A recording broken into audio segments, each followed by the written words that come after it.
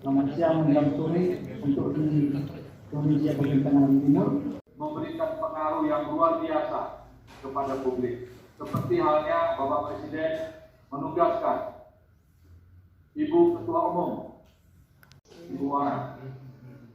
COVID ini belum tahu kapan akan berakhir, walaupun kita telah berusaha untuk mendapatkan giliran karena jumlahnya juga yang sangat-sangat terbatas.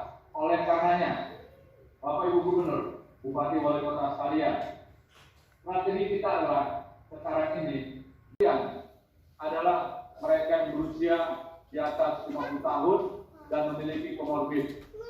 Ini komorbid juara 2 100 juta. Kalau ada dana 1 triliun ya tinggal bagi, yang 150 akan dapat sekian desa, yang 100 juta akan dapat sekian desa, dan itu akan menyebar di seluruh Indonesia.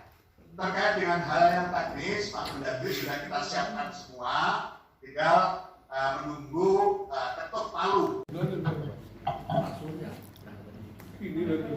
Kok keuangan Zoe? Abang tuh udah bomin sih. Boleh sih.